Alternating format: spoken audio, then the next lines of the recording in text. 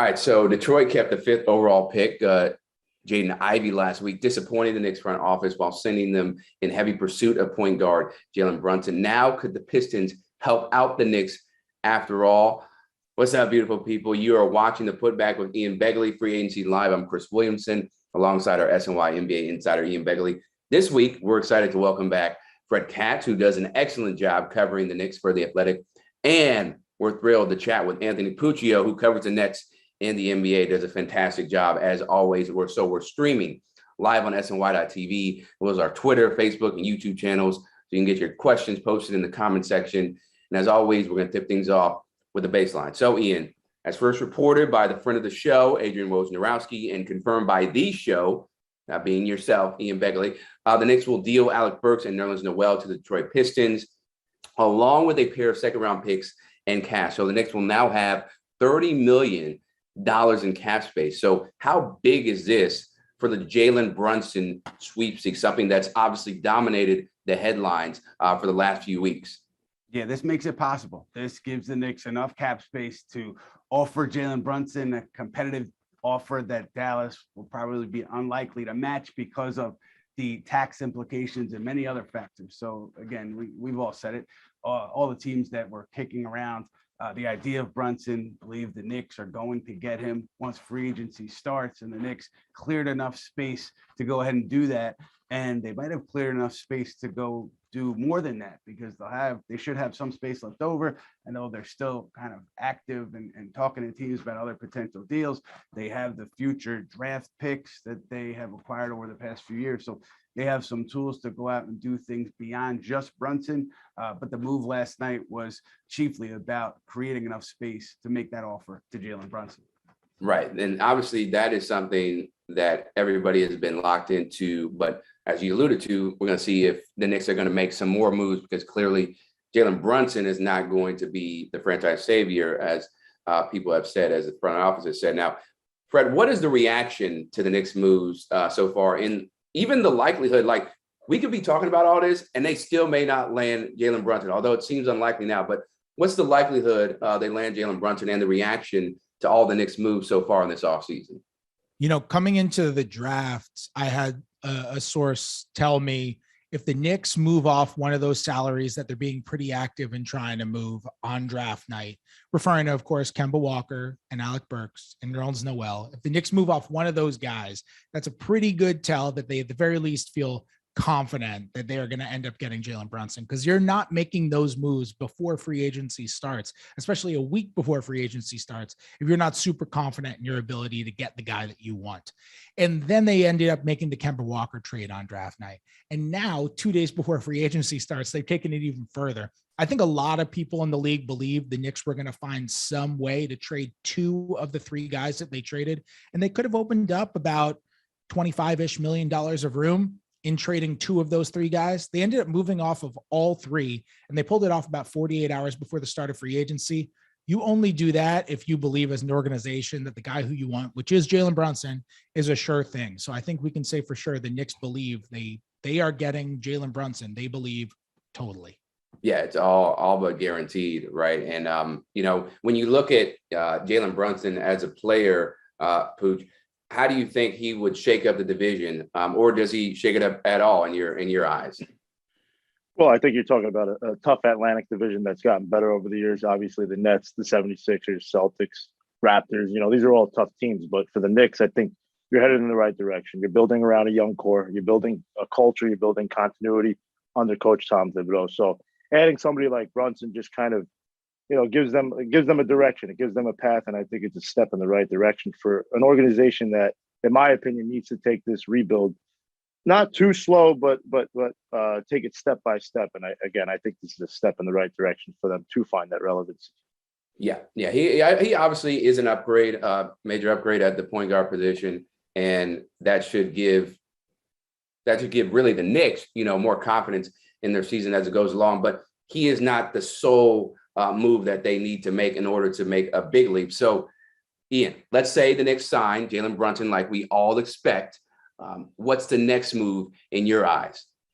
Well, I think that, you know, in talking to some teams around the league, I think that some people in the organization have a concern about the Evan Fournier, Jalen Brunson backcourt. So I think you look at that, because I think you look at Evan Fournier. Does he then come off the bench, and what would the Knicks do with their backcourt if they feel like the Fournier Brunson backcourt would not work? And there is, I think, some concern internally about that. So where do you go from there? Does that mean Quentin Grimes moves into a starting role? Does that mean the Knicks take a aggressive play at Dejante Murray in San Antonio? Because Murray, according to Bleacher Report, the Spurs are looking for several first-round picks. The Knicks have that in their cupboard here, so they can satisfy that. I don't know what else San Antonio will be looking for, but it's clear that they are playing for the future. They're playing the long game. They want to stockpile draft picks. The Knicks have those, so the Knicks could be aggressive there with Murray,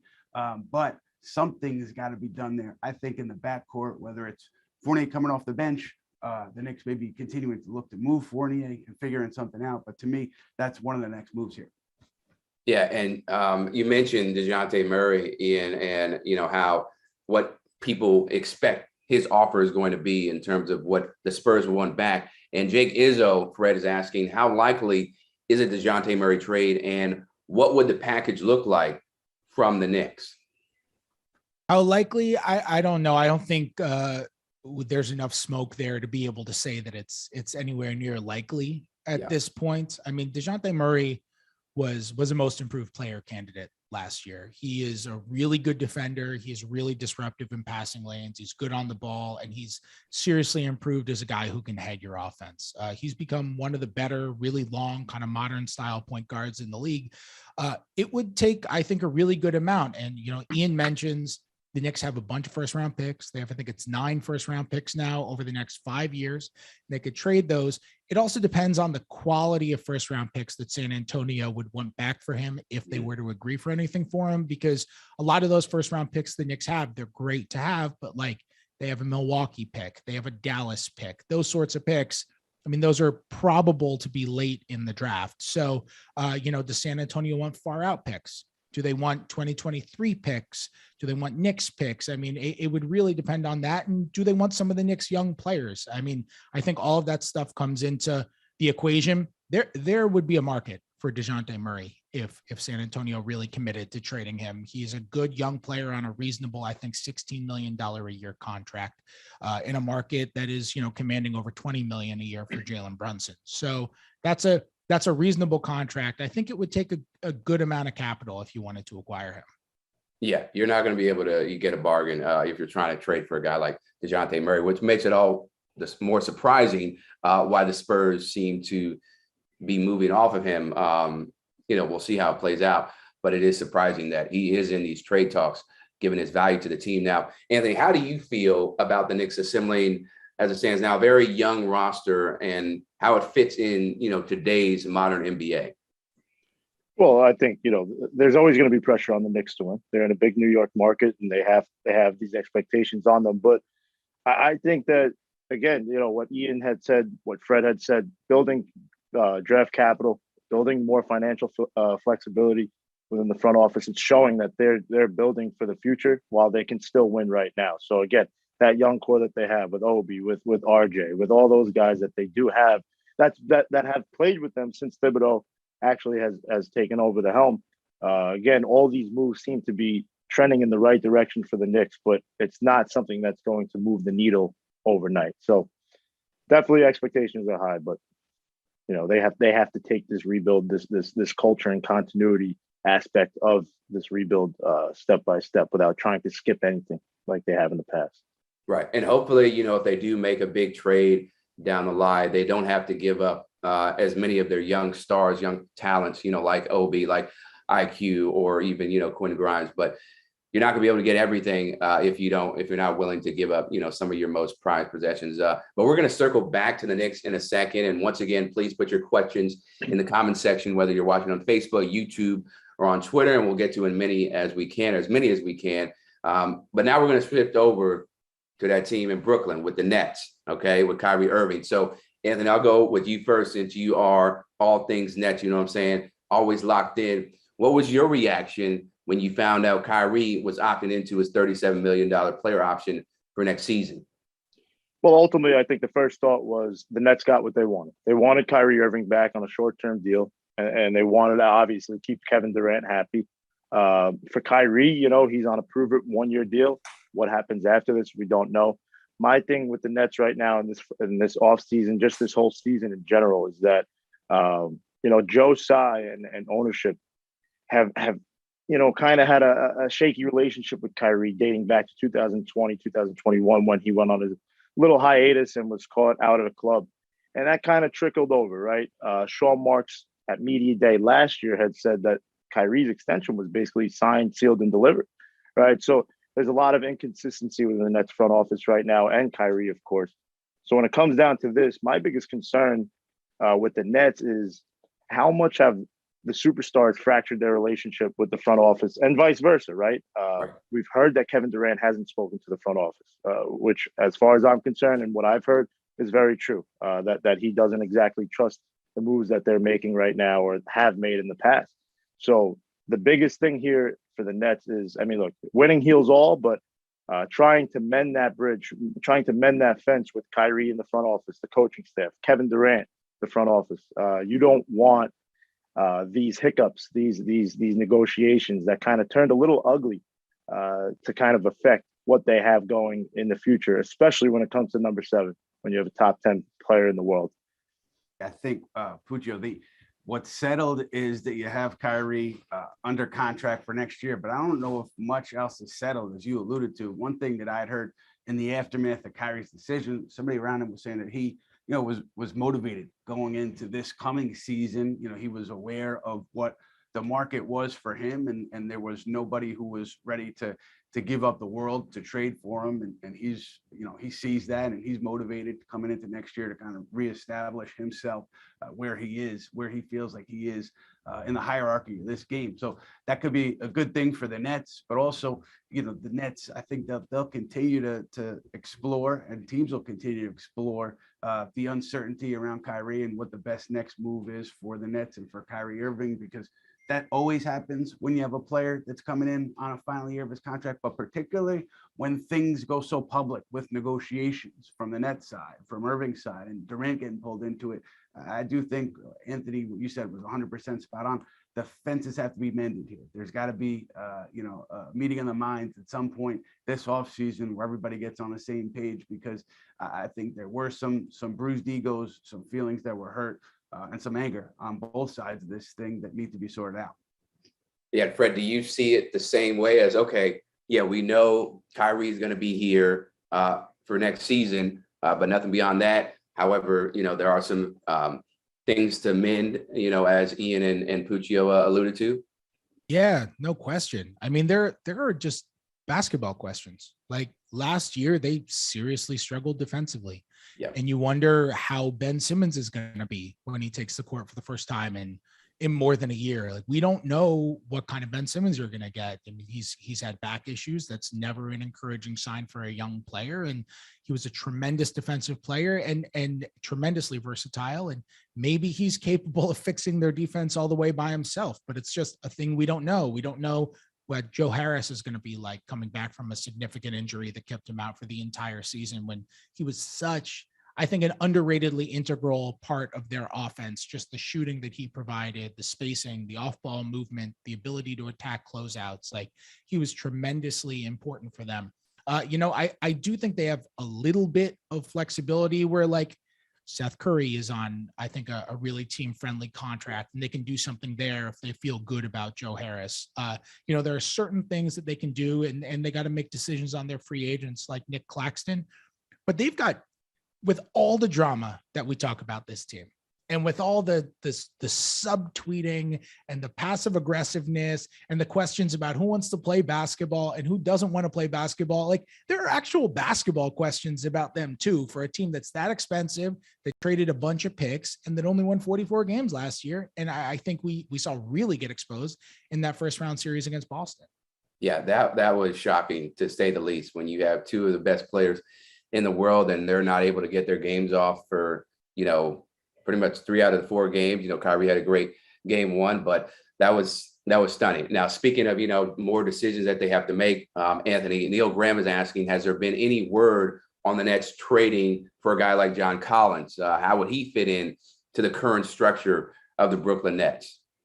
Yeah, that's definitely a name that's popped up a couple of times, especially over the past couple of years since these guys have joined. But I think he fits in that the Nets were super undersized against the Celtics, and we saw it. The Celtics were able to play a 2-3 switch defense against KD and Kyrie, and they kind of had spot up shooters who, again, it would be good coming off the bench, but I'm not quite sure they really fit the style of ball that Kevin Durant and Kyrie wanted to play. So if they do get double teamed, they need guys that can create for themselves. They need guys that can shot create, that could get into the paint.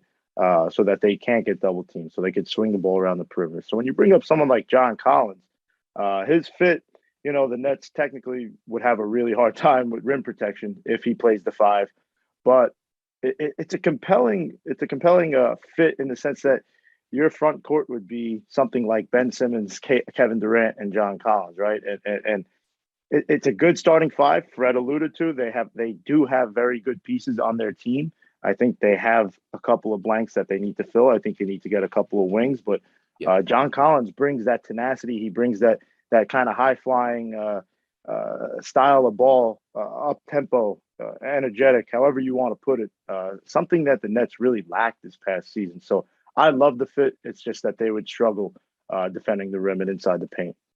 Right, which is something they've been dealing with for the last couple of seasons since they've blown up their roster a little bit. Going for Harden and then obviously going for Ben Simmons. Now, as always, make sure to visit SNY.TV for the latest on the Knicks and free agency. We have Ian's latest reporting, plus David Würzberger explore some possible trade scenarios for Julius Randle. So let's do a few quick fan questions. We're going to start with Ian. So speaking of trades, Alex Krampus is asking, would a trade for Dejante Murray eliminate the Knicks from a Donovan Mitchell sweepstakes if he becomes available? Yeah, I think so, because for Dejante Murray, you're going to have to spend most of your draft capital, I think, not only in a Murray trade, but also probably in a trade to get off of some existing salary if you want to try to fit both those guys into cap space, both those guys being Brunson and Dejante Murray. So I think you're going to wipe out most of your draft capital. You're probably going to have to send one of your top young players out. I do think that would exhaust your resources for Donovan Mitchell. So, for the Knicks, it's interesting, though, because with Jalen Brunson and the deal that he is expected to sign, then you look ahead. You look at Mitchell Robinson, who I believe is coming back. I know that Mark Stein had reported that. I believe, too, that he will be back on a multi-year deal unless somebody swoops in at the 11th hour. And you're also looking at an RJ Barrett extension, which Fred touched on extensively in his article on The Athletic recently. And so you're going to be pretty much cap committed. I don't see, unless you make a big trade, I don't see a scenario where you're going to be able to create cap space to go after another top free agent. So that's why I think the trade route makes more sense if the Knicks want to add another top player. And you're going to gamble, I guess, if you pass up on Murray, you're going to then gamble if you can that you're going to get somebody else like a Donovan Mitchell, and it's always a tricky dance when it comes to these big trades. So interesting decisions for the Knicks beyond just Brunson this offseason. Yeah, very, very true. And you brought up, Fred's article, about RJ Barrett and how he's looked at, around this league. So Fred, let's get right to it. So you talked to 16 different front office personnel about offering RJ Barrett the max extension. Not one of them thought the Knicks should. So what was the overall consensus with Barrett and his future contract? Yeah, I mean, I think it's not that people don't think RJ Barrett's a good player. Right. It's just that you need serious credentials to be able to get a max extension historically. I mean, another kind of trivia bit that I had in that story was since 2011, which I didn't choose arbitrarily, that's 2 collective bargaining agreements ago. Since 2011, 26 players in the NBA have signed max extensions off of their rookie deals. 24 of those players had already earned some kind of accolade after joining the NBA. So in their first 3 years, whether that was Derrick Rose won an MVP, making All NBA, making All-Star, a couple other awards, or even as simple as just making one of the 2 all-rookie teams. Only 2 of those 26 players had nothing on their resume when they signed for the max. It was Michael Porter Jr. and De'Aaron Fox. And I don't think either of those guys are looked at as team-friendly deals right now. RJ Barrett would be the third guy. So historically, he doesn't really have the resume that says, all right, you got to give me the max. But that being said, I think it's just a little bit more complicated than that. Like the Knicks drafted him third.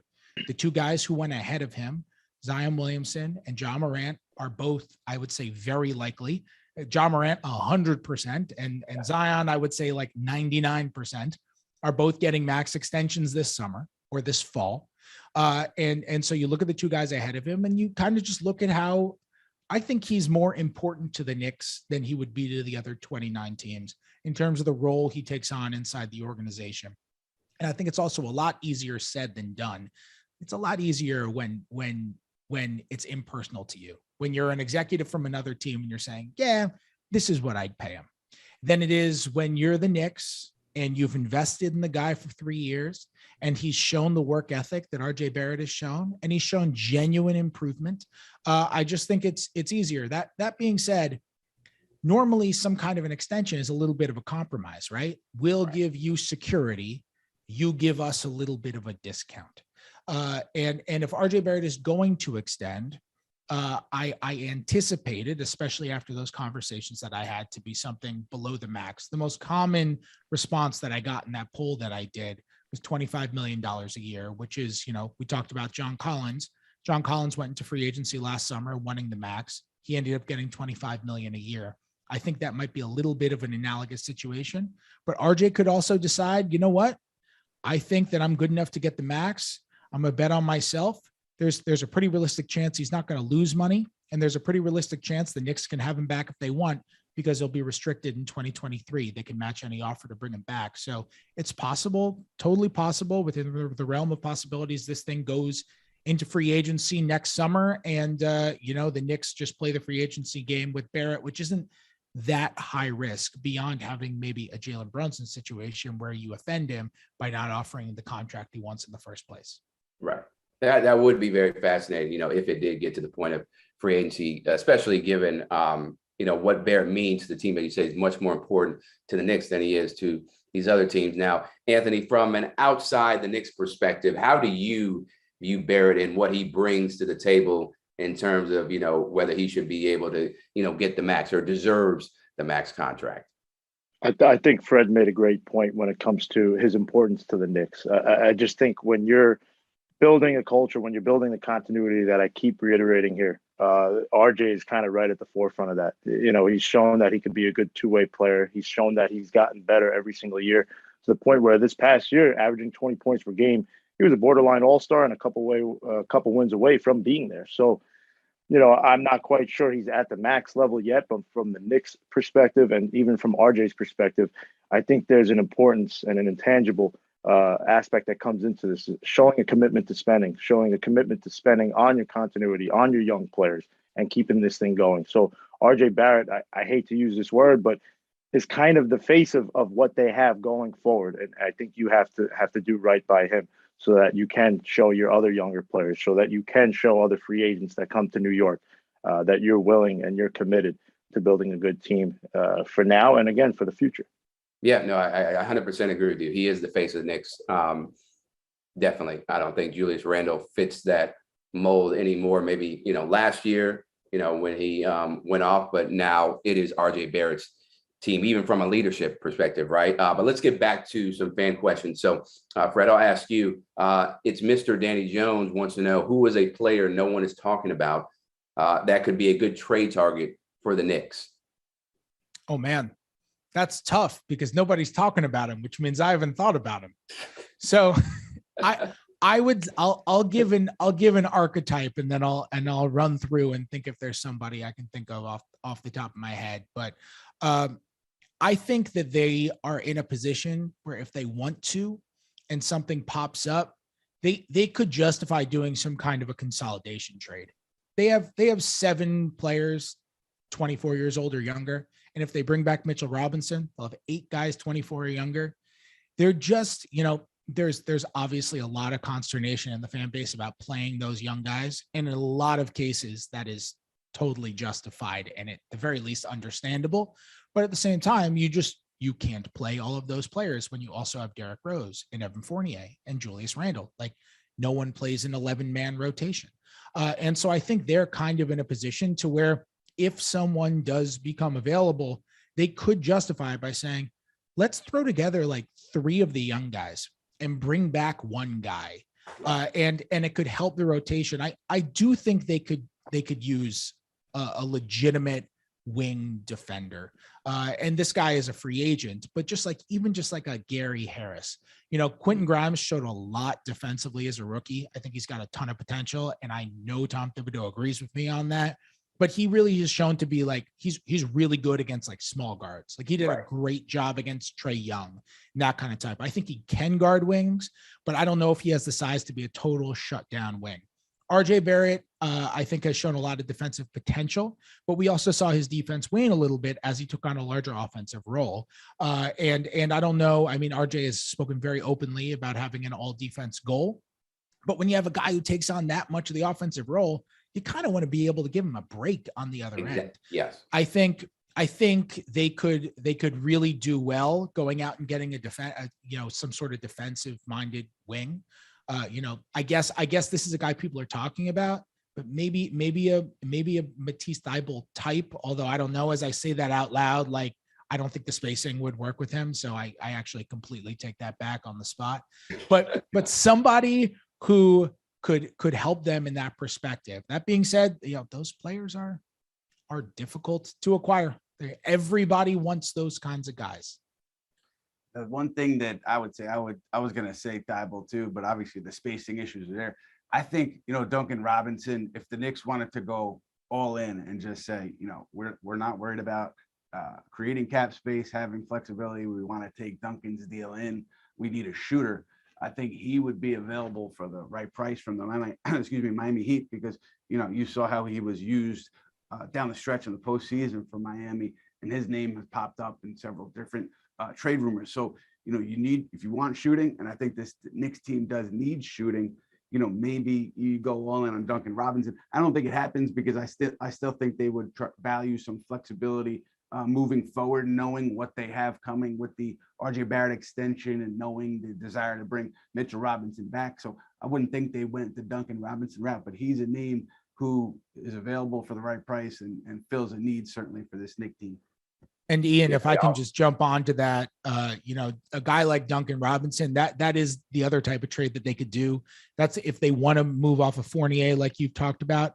That's the other type of trade you could do. Those guys make similar amounts of money, and Duncan Robinson's contract actually goes on for longer. So that would actually be Miami opening up a little bit of long-term financial flexibility as well. Like Charlotte's been trying to get off of Gordon Hayward. That could be another sort of thing where you kind of do swaps. Hayward makes more than those guys I mentioned before, but that could be an option for them as well. At least something that they might want to explore if they wanted to bring in a player like that. Right. And now Craig V is asking you, Ian, is there any way to get Julius Randle off the books?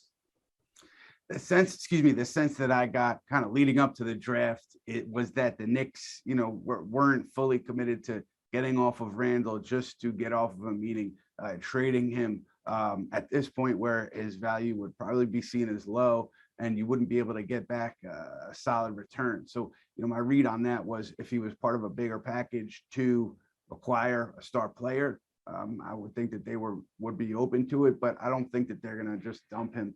And I always say here too with Julius Randle, whatever happens, I could be pretty confident in saying that Leon Rose, William Wesley, Scott Perry, they'll all be in touch with Julius Randle, keeping him looped in. And I think taking, his thoughts into account on any transaction because of the close relationship between Randle and those guys at the top.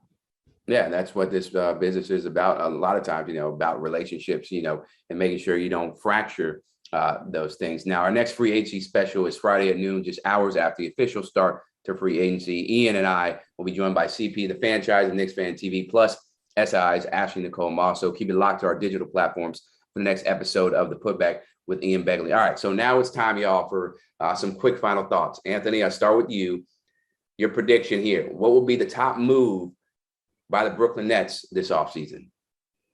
Well, first thing, make sure that Kyrie and KD are intact. But off of that, I think we mentioned it earlier. Somebody like John Collins. The name that I'm hearing a lot is Isaiah Hartenstein coming out of LA. So it's really hard to tell right now with the Nets because they have to get their things sorted out between KD, Kyrie, and see how they want to build this team around them. So it's a hard time to really track who's going to be available for them. Right. And Fred, a fan question from Travi Trav, what a name there. Why is no one giving Cam Reddish any type of chance? Because remember, people are pushing for him to play. He starts to finally play. We see how productive he is. And then he gets injured, unfortunately. So, why do you feel like, or Travi wants to know, why is nobody giving Cam Reddish any type of chance? Well, I would say that probably just has something along the lines with he hasn't quite shown it yet. I mean, I think there's a difference between having talent, having traits, and showing the actual basketball skills on the court, right? And Cam Reddish has the traits, right? Long, 6'8", athletic, he's smooth. You'll watch him, go through traffic for a layup and you'll be like, ooh, that looked good. Like he looks good on a highlight reel, but the actual basketball traits are still developing, which is why he was getting 24 minutes a game or whatever it was in Atlanta. I think Atlanta was quite pessimistic about kind of how much he was contributing to winning. He had the worst on-off numbers on that team. And I know the Hawks thought those on-off numbers matched up with their version of the eye test. I think it's why he's kind of struggled to get playing time with Tom Thibodeau as well, just kind of being a disciplined defender, taking proper shots. He has more turnovers than assists in his career, which is a little worrisome. He's only 22 years old. Right. And I think there is definitely a realm where all of a sudden he puts all that talent together. But at the same time, like I said, it's hard to play all of those young players at once. And we saw Cam Reddish kind of be the odd man out when he came to New York. But look, there's a world where Cam Reddish comes out this year and he shoots 38 from three and he's good defensively for them. And all of a sudden the Knicks were able to get, a good two-way wing who's really young. We just haven't necessarily seen that production on the court yet. Yeah. And Ian, lastly, your thoughts on the Knicks process that has led them to this point. Yeah, a couple of things. It hasn't been a straight line, certainly, because the Knicks have had to use draft assets, draft capital, however you want to look at it, at least 6 first rounders. And I think a downgraded first would be the way I look at it, to get off of Kemba Walker's deal, Nerlens Noel's deal, and Alec Burks' deal to create the cap space to go after Jalen Brunson, a player who, I think they think too, is not like a savior. So I don't think anyone expects him to come in and change his franchise overnight.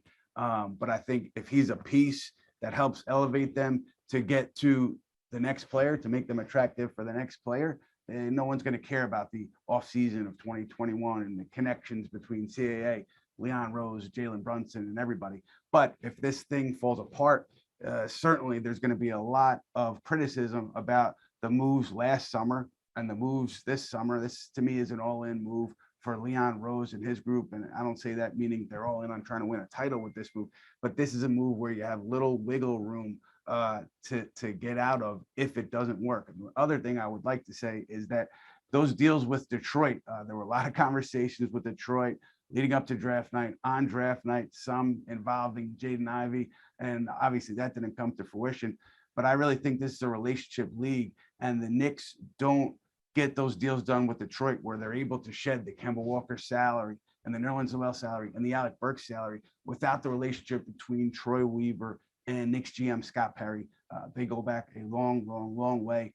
They have a very, very strong relationship. And again, I don't think that the Knicks are able to use Detroit to dump all that salary without that relationship being there for a long time. Yeah, very well said. And the busy offseason is just beginning. There's going to be so much more, probably trades and signings that shock you. But that's going to do it for this installment of the Putback. So make sure to keep it locked on SNY.TV and our social channels for the latest news on the Knicks. We will be on top of Jalen Brunson if and when it happens. Our thanks to Anthony Puccio. Give him a follow at @Pooch for all of his reporting and insight. And thanks to Fred Katz of The Athletic. Always great having him on. For Ian Begley, I'm Chris Williamson. We'll see you soon.